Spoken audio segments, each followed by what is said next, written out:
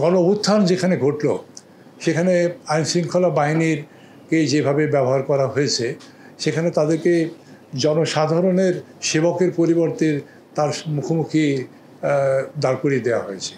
1000-এর বেশি হত্যা হয়েছে। তার বিনিময়ে আমরা এখানে আছি বা আমি এখানে আছি। মূল হচ্ছে তারা ছাত্র, জনতা, শ্রমিক, তাদের যে গণ-অভ্যুত্থান, ওরাই হচ্ছে মূল মালিক আজকে দেশের।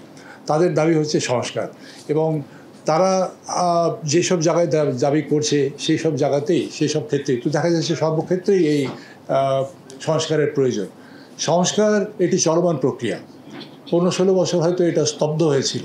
সুতরাং আজকে 15 দিনে বা 15 ঘন্টায়, 15 দিনে, 15 সপ্তাহে যেটা অর্জিত হয়ে যাবে 15 বছরের জঞ্জাল, সেটা স্বাভাবিক নয়। মানুষকে জিম্মি করে রাখার যে প্রক্রিয়াগুলো চলেছে সেটা কি একদিনে সম্ভব হবে? আজ কত হলো? 72 সাল থেকে আজকে কত সাল?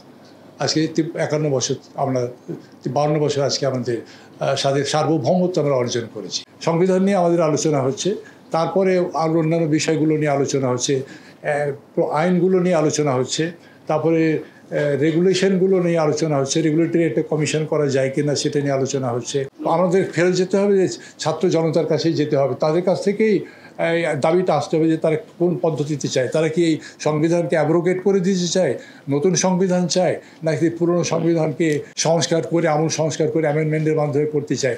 এটা আমাদেরকে জনগণের রায় নিতে হবে, জনগণের কাছে যেতে হবে। তাদের কাছ থেকে যখন আসবে তো তাদের সঙ্গে যে আলাপ আলোচনা, এই সমন্বয়, ছাত্র জনতার যে সমন্বয়, তারাই ব্যাপারে দিক নির্দেশনা দিতে পারবে।